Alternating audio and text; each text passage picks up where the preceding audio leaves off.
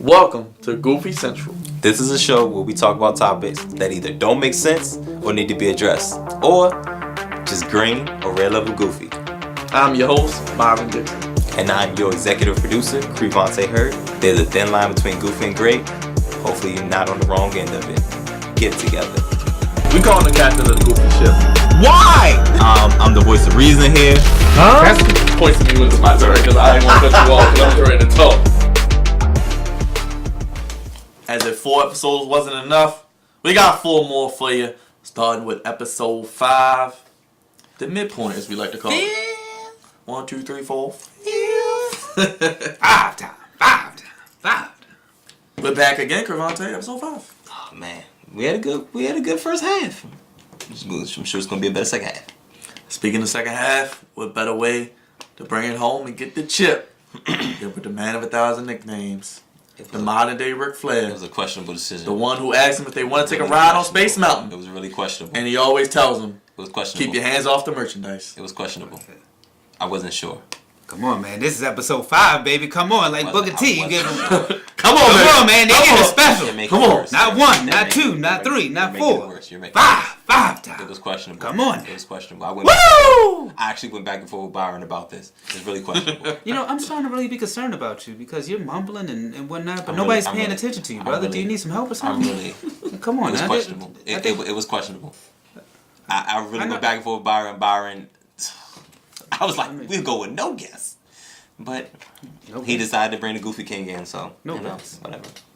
You don't have just a guest. Oh boy. You have... Here we go. It was questionable. This is why it was questionable. The guest. Questionable. Come on. You're like on an injury report. Questionable. You're questionable. But you know what? I wasn't sure if you I gotta give love to my boy over here. Yeah, you should. Because he knows how to welcome a guest. You should. He knows how to welcome his house. Because he was in your corner. Yes. I was on the fence. That's what I like. I was on the fence. See, this is the brother right here who welcomes you into the house. You the one who be like, you ain't been here before.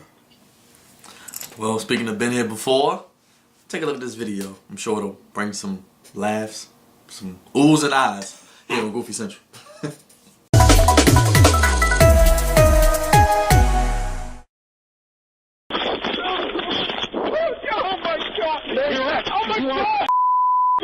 OU quarterback and Heisman Trophy finalist Baker Mayfield slammed into a concrete barrier by Fayetteville, Arkansas police.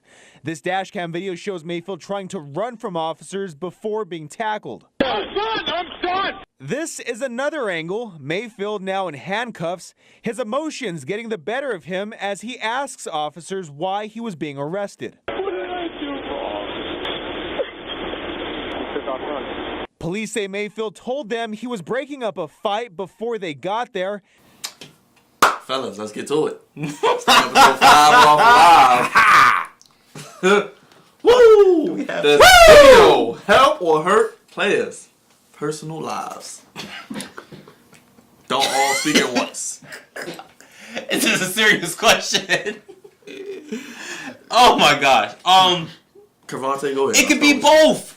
All seriousness, it could be both, depending on the situation. Don't go into the situation yet. We'll get to that. But okay. What's your initial thought? So it could be both.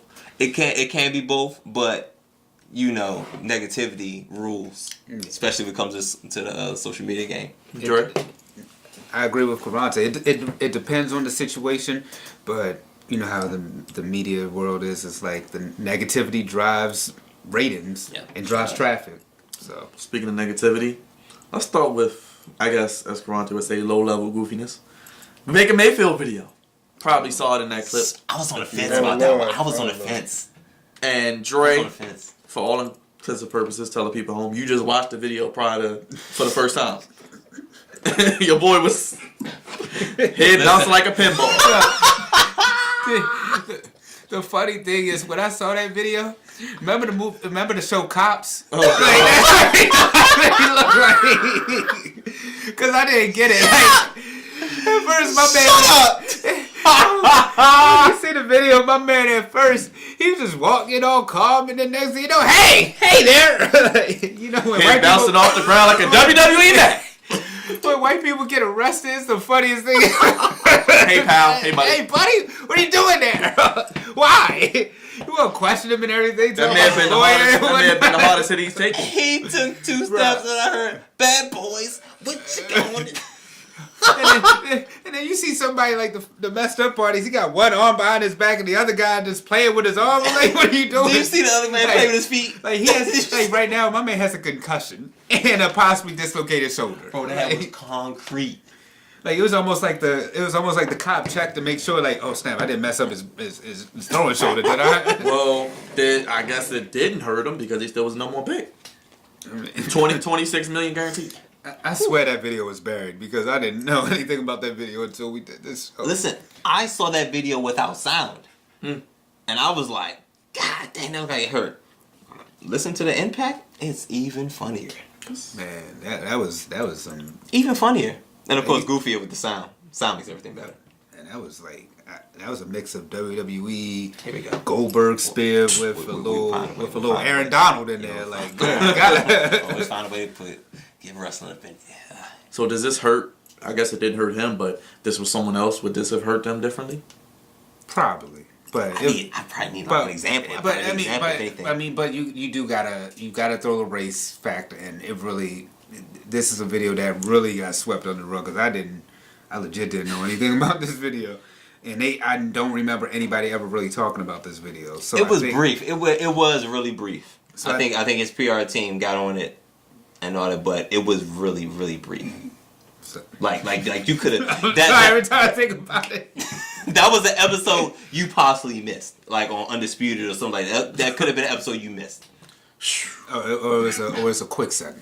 Probably. Hey, like you said, his PR team was on it. Earned all that money that time. But I mean, if we're talking like who else, like in that situation would not, because for sure Lamar Jackson. Oh God. Oh my goodness, he might get shot. He wouldn't have got shot. Right. Oh God. Damn. Don't even want to think about let alone drafted. Like we're talking about life and death. Oh. And they might have injured the boy. Yeah.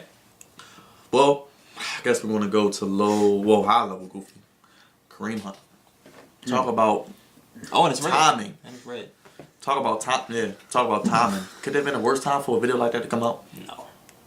No. And that video, that was just that came out on what you call TMZ, what, the Modern Day National Enquirer? Yeah, they are. Because, I mean, what really did him in was, it was 2 things. The fact that... It wasn't just one thing. The fact that he lied. Yep. And then in the video... Yep. Your boys are trying to restrain you. Yeah. So the thing that helped him on the football field hurt him on the video. They couldn't. I hate you said that. I hated that you said that. They couldn't. But it's real. They tried to restrain him, couldn't, and then you kicked the girl on top of that. Like, come on, man. That was a bit much afterwards. That was a bit much.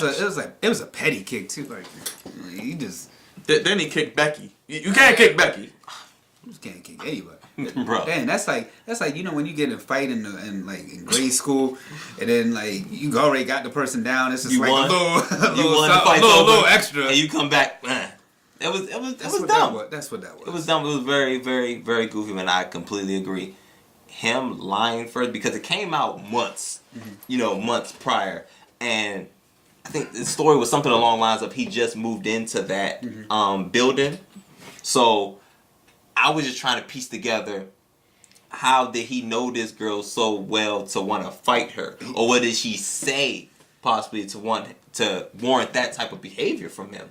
Because we never known Kareem Hunt as a aggressive guy. I mean, he's a running back in the NFL, but off the field we didn't hear nothing crazy like that. But him lying, bottom line, you lied, like that's nothing. Like just think about this. Ray Rice told the truth.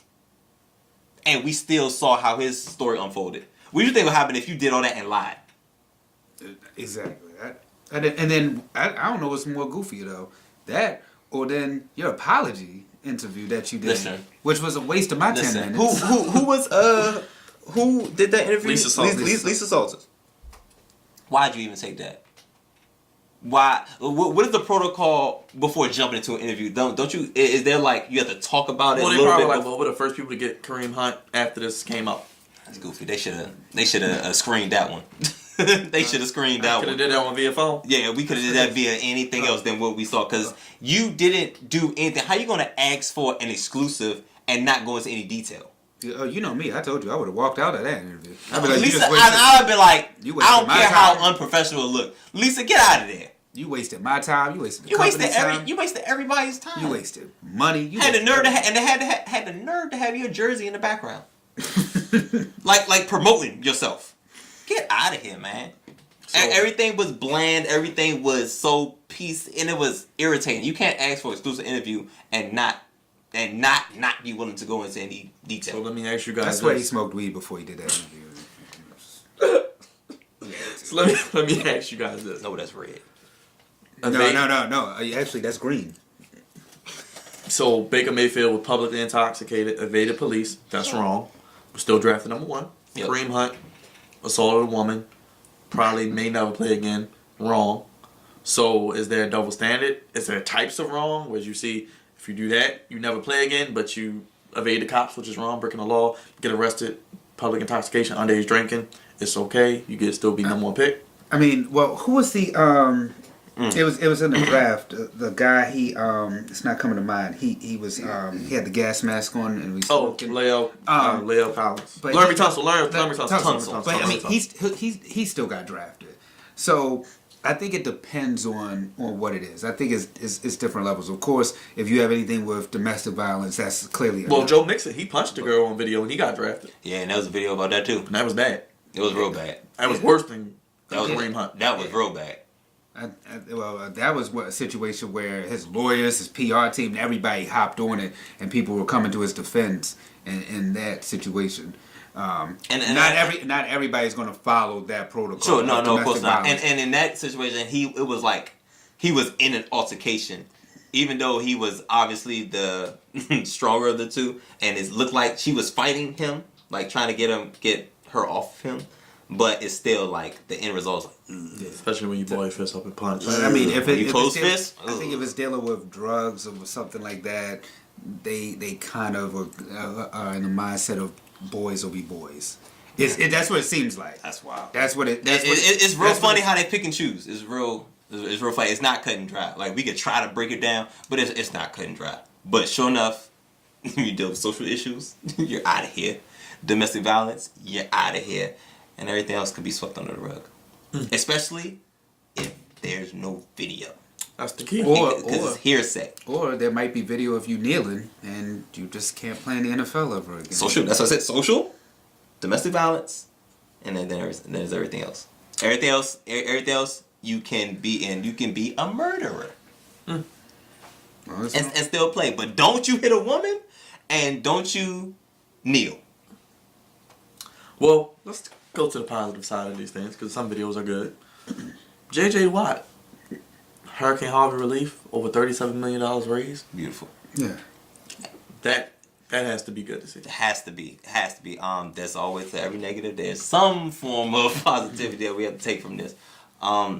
J.J. Watt's really big in the community, especially in his community. And, Hurricane Harvey destroyed Houston. A lot of families lost everything, and he was at the forefront of it. And it wasn't like he was glorifying it, like, yeah, this is me, J.J. Watt. Nah, he's legit out there moving. He's on the ground. He's on the ground level, moving boxes, moving waters, and all that stuff. So he's in the trenches, on the field and off the field. So him leading by example, that's always positive. And we need more videos like that. But I'm just not saying we, but the social media and the media itself doesn't glorify positivity.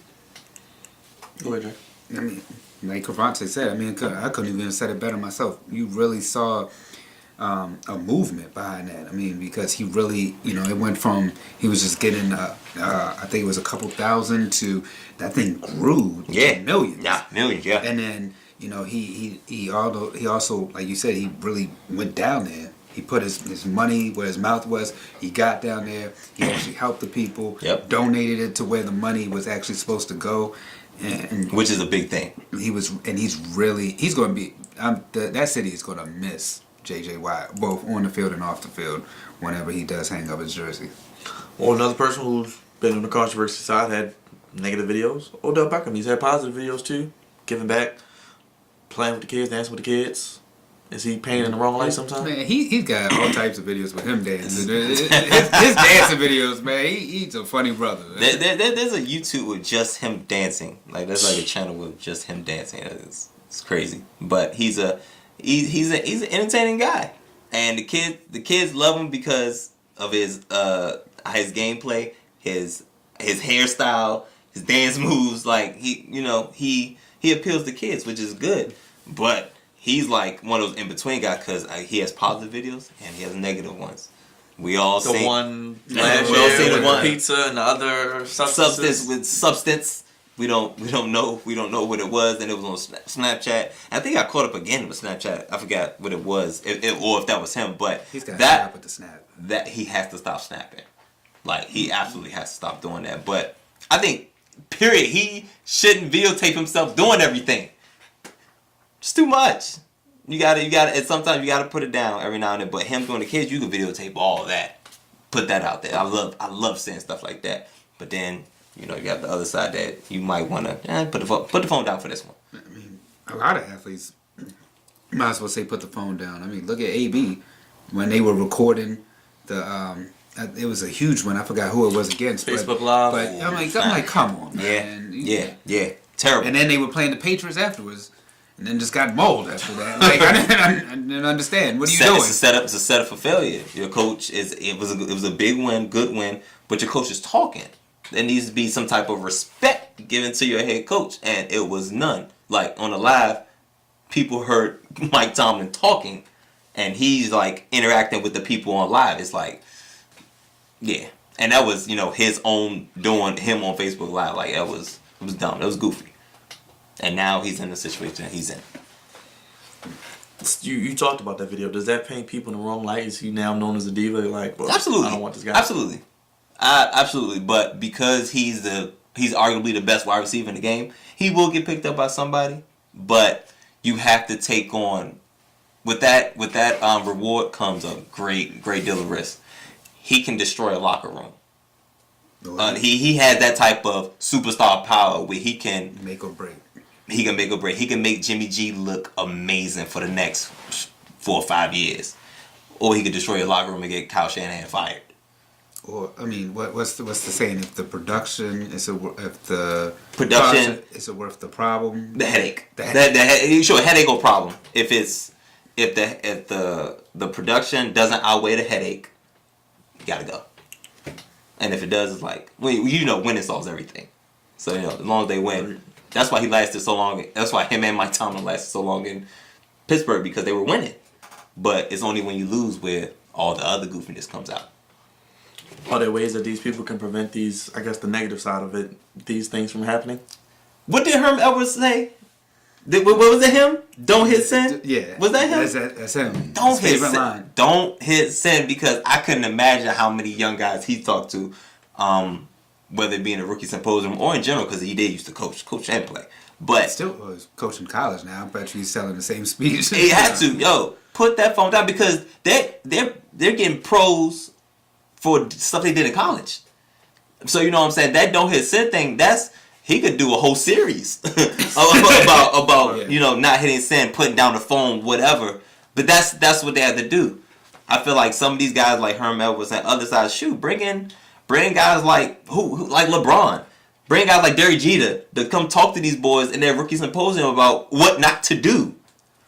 LeBron has an awesome team around him. I swear, you don't see anything about LeBron. The company you keep is everything. LeBron is very careful, so you're right. I think LeBron and Derek Jeter need to be in everybody's rookie symposium. Everybody's, no matter what the sport is, everybody's. You're right, because Jeter never got caught. Nothing.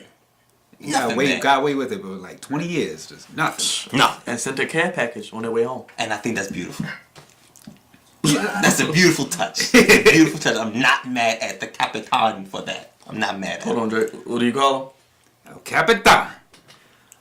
I'm not mad at it. Well, Derek Jeter! There we go. That's what I was waiting for. Let us know, #Goofy Central. Do these videos help or hurt? And any videos we may have missed out. We got to take a quick break, fellas, but we'll be right back with more goofiness on Goofy Central. Yo, B, what you doing? I'm on the Flex Zone's Instagram page. Duh. Aren't you? Of course. Don't forget, like, comment, and follow us. We're trying to reach a goal of 10,000 followers.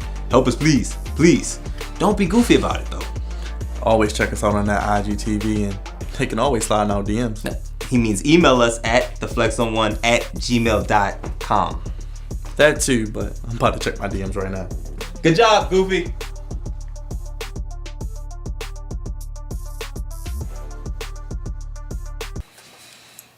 We're back. Hopefully you stay with us, because you're still here and you're not goofy. Crevonte, we still rolling.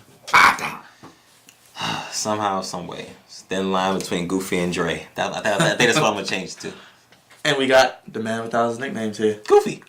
Straw that stirs the drink. The Goofy. How can he build with you again? Follow me on IG, Black American Dream, and Facebook, Andre Melton. You guys know the drill. We got some video footage for you. We'll be right back.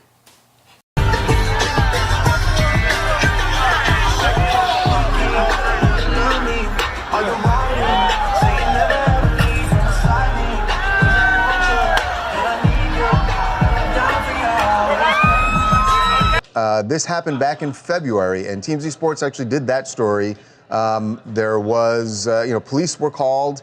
But we knew there was surveillance footage available. Well, TMZ Sports just obtained it, and to me, it is no longer. There it is. Kareem Hunt is the man there with the chain on.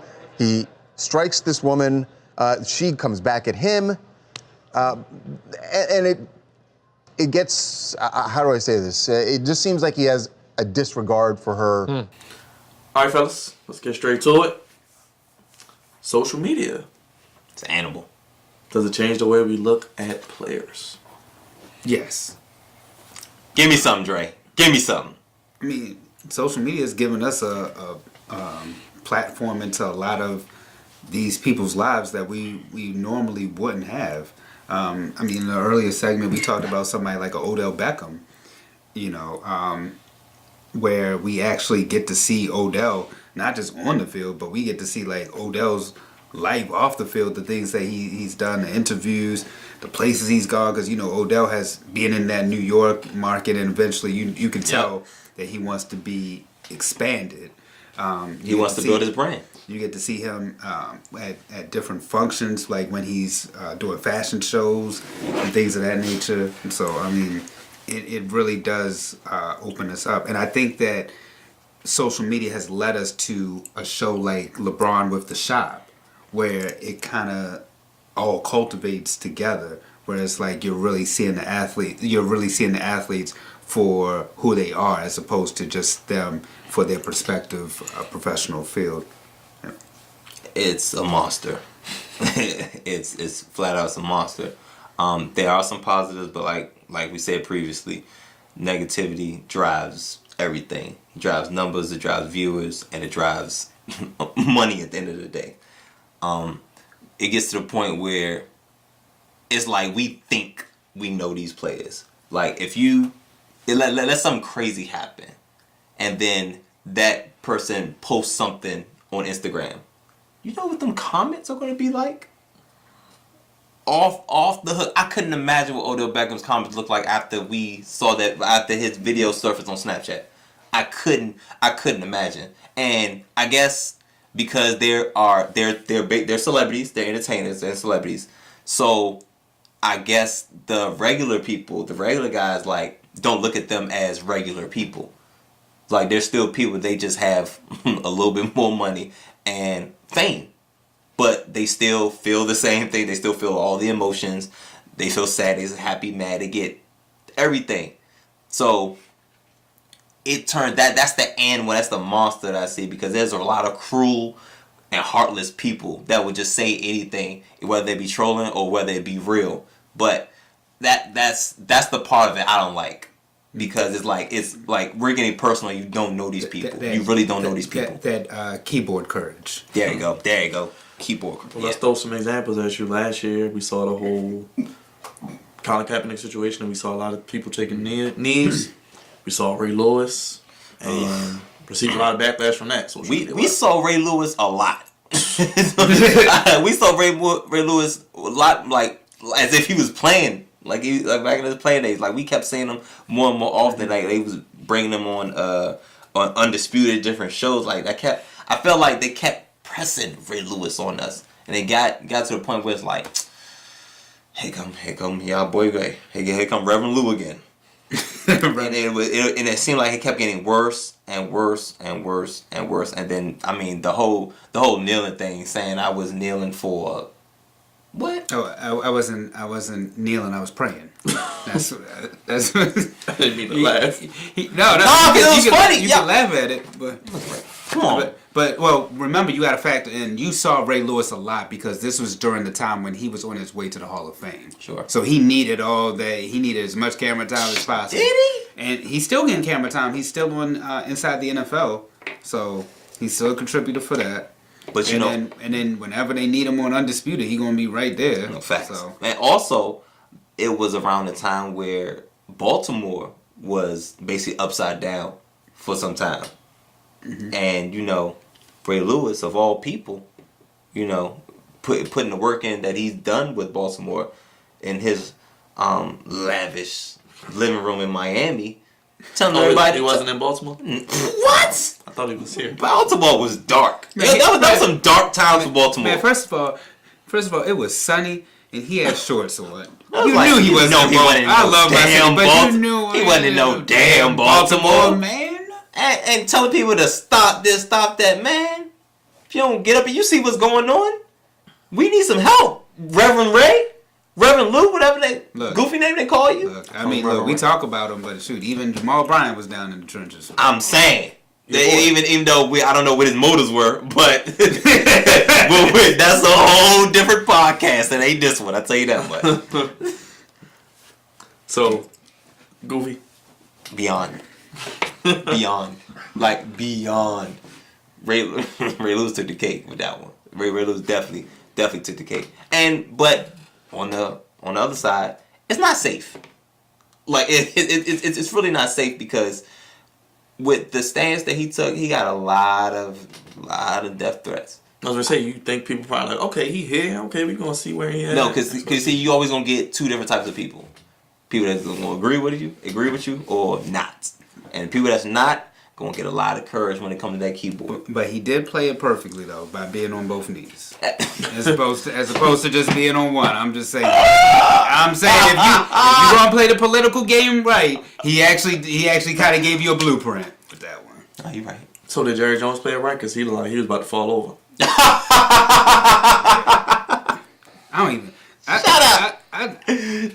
up! I don't even know what the Cowboys were doing because that was just goofy. I think that's what it was. Goofy. I think it was literally Jerry Jones having his own agenda. I mean, we've seen Jerry do this over the years when he wanted Pepsi while the NFL was sponsoring Coke products. Like you doing a lot. Like you doing a lot, sir. Like Jerry's done this type of stuff before, so to even see this, like, it shouldn't surprise you. But with Jerry, you never really know what you're gonna get out of Jerry. It's always a head scratcher with Jerry. Like I don't know what you're doing. I can't even really comment because it's like I don't. You obviously don't have a counsel. You didn't talk to anybody before you did this. Oh no. You didn't talk to anybody. It's some people where they just do it. Like I told you, he comes from the school of George Steinbrenner and my other man, God rest his soul, the Raiders, Al Davis. He comes from that. He comes from that school of I'm gonna do what I want to do, and you guys just fall in line. I know you look. You gave me that old slave master look, so I'm. Yeah, that's what it is. That's how you run the shit. But so Dre, you brought him up earlier. LeBron, I think he does a pretty good job on social media. Yeah, LeBron, beautiful. Like you said, you want to talk a blueprint? Crevonte said it best. Look, for out there, any athlete, follow LeBron and Derek Jeter. If you can somehow mix the two lives together, like those two right there gave the perfect blueprint of how to do things. LeBron's PR team makes sure that he is on point at all times. They make sure nothing negative goes out about him. Make sure LeBron says nothing negative, does nothing negative, never puts him in any situation to be any foolishness. Nope. So, I mean, look, you have to follow that blueprint of LeBron. The only even hiccup that I could think of LeBron had, and it was minor, was when he put up the lyrics And then the Jewish community got on him because he said he was getting money like Jews. And the media tried their best. They tried their best to hop on that and make it a big deal, but it was like, no. I mean, a lot. Come on, He did. He had the backing of a lot of people from the Jewish community because they weren't offended. Yeah. A lot of people weren't offended. There were some, like you said, there were a few who were going to say the negative things with the keyboard courage. But then when you had the backing of those Jewish people who said, "Well, it was just lyrics. He wasn't trying to be offensive," then it helps. Yeah. I mean, if anything, I see it as a compliment, but I would be definitely backing LeBron in this one. I mean, what could you really even say? Because it was probably some Jewish person that actually okayed it in the music industry. Probably. Don't know. And we talked about, is it safe for athletes, and does it affect who gets signed and who doesn't? Teams look at that aspect. Yeah. I mean, it's definitely not safe because I talked about it a little bit with Ray Lewis. Like, death threats are real. Like, there's a lot of kickers out here that have received death threats for their one job. I bet you that dude in Chicago. I feel so bad for him, man. You could do nothing but feel bad for him because, like, man, that man has a family. Well, he out here on the Today Show doing a press tour. That's for safety reasons. He need to be seen. I need to be seen because if something happened to me, I mean, can you imagine, like, J.R. Smith and that incident with the finals? You think J.R. care? Nah, Matter of fact, where's J.R.? But then again, are you really gonna pull up on J.R. though? Like, some people you kind of not. He's on the list. But I mean, I can think. I could just think of so many sports moments where, like, if they would have happened today.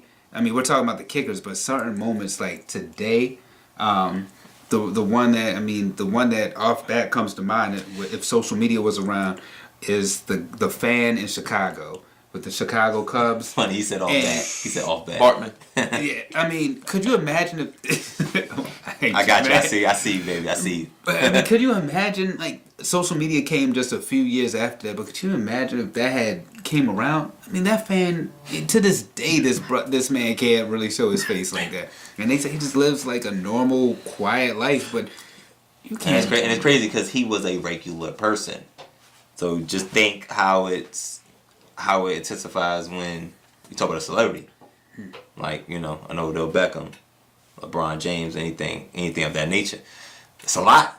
And it's really, really, really scary. But, at the end of the day, we have to realize that these are real people at the end of the day that have problems of their own. You never know what any of these comments could do to anybody. Imagine if it was around with Muhammad Ali or Michael Jordan. Oh my gosh. I couldn't imagine Muhammad on social media. Muhammad be wild. Ali be wild on social media. As much talking he do, man, you couldn't keep him off the keyboard. His PR team would be like, I don't know what to do with him.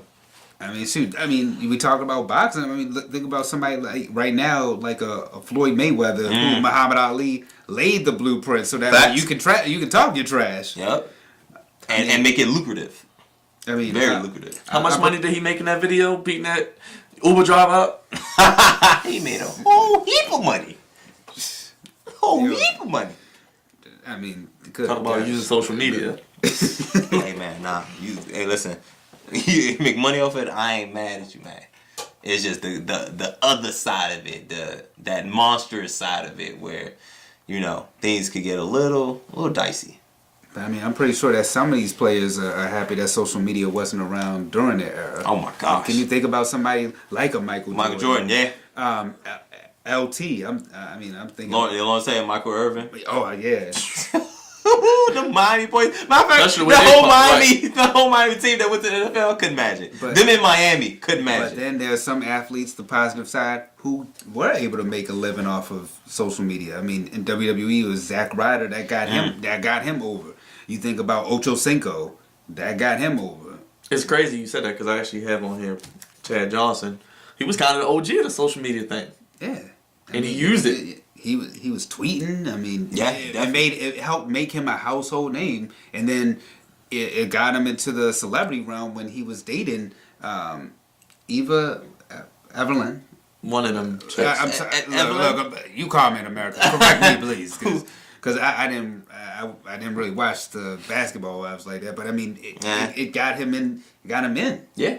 I mean, I know we all remember when he used to write down the quarterback's names, and he had his name for each Sunday. Whoever he was gonna be checking him, he just cross him off as the day goes, and he would talk trash about it throughout the week. That's big. Like that's Dion-esque. Except Dion never really talked trash. He just was a. I don't know. He was kind of like. He talked a little trash. He talked a little bit, but he wasn't like. Ex Andre, how much trash he talked. Yeah. Like you said, Crevonte, if I remember, say don't press send. Don't press send. Stay off the social media. I mean, it's hard. That's hard to say for the kids nowadays because it's a part of the culture now. Yeah, you have to be on social media because media. a lot of these kids are in high school and are stars, legit stars now, and they have social media. Look at Zion. Yeah, we knew about Zion 3 years ago. Like it was a buzz about him 3 years ago, and last year everybody knew about him before he even. We already knew he was gonna go, but before Coach K even talked to this man, before Coach K probably did that personally. That's just something you gotta make. Hey, I gotta do this one, guys. Yeah, I mean, but social media, I mean, it either can help you or it can hurt you. It's one of the two. There's no in between. Yeah, no. That's true. I could agree with that. Real quick, you talk about the kids, the Clemson players at the White House. Players that weren't going to goofy list. What are you talking about, yo? Like, what? You don't appreciate good American fast food from Dope 45? Not if you just won a national championship. I mean, Burger King, McDonald's, Wendy's. Am I missing anything? No, if you just won a national championship, you need to be doing what you need to do to get back there. Hey, look, anybody from Burger King, McDonald's, or Wendy's watching the show, send free stuff. All right, my man. I don't give a damn. We'll take it over here. Always send free stuff. But in that situation, the White House. So what do they usually get though? Some catered, yeah, but it's usually much better food that they get. Let you know. And that was kind of quick too. Usually they delay it, don't they? Yeah, it's like they delay it. It was on like 2 weeks after. Listen, fast food, everything was quick about this process. They don't want too many people in the White House right now. Hey, look, send free stuff. You sure a lot of people even want to go to the White House right now? No, all facts. If I was that boy, I'd be like, we're going to Union Station, guys. Matter of fact, we're going to the African American Museum. That's where we going. That's where we going. Hey, Dabo would be the guy to take him there. Dre, end of the episode. Made it through. Yeah, it's been fun. I guess. It was questionable in the beginning. Are we going to have him back? Yeah, we'll have him back. Yes. How can they keep up with you one more time? 5 times. I love this. I love this little Booker T thing. IG, Black American Dream, Facebook, Andre Melton. Crevonte. Still very questionable, man. You want an injury report? That's questionable. All right. Why are you over here like you shuffling cards? Because like, I am. You just got 2. What are you like? Are you Two-Face? You just got. Are you Gambit? Like, look, you just. My damn cards, yo. Man, forget your cards. Forget all this, man. Get all this stuff about it. Mad disrespectful on the beginning part about season. The second half. You want to be real disrespectful at the halftime? Yeah. At Crevonte Hurde. CREVONTEHURDE. Facebook, Twitter, and Crevonte_Hurde on Instagram. God damn it. Will you always say Crevonte? There's a goofy line between. Mess me up. There's a thin line between Goofy and Dre. And Dre is on the side by himself. At BKG_TV, thank you for tuning in. And until next time, I think we'll get another episode probably, right? Yeah. We'll be back. They won't shut us down at the White House like they shut the government down. But we go! Bada!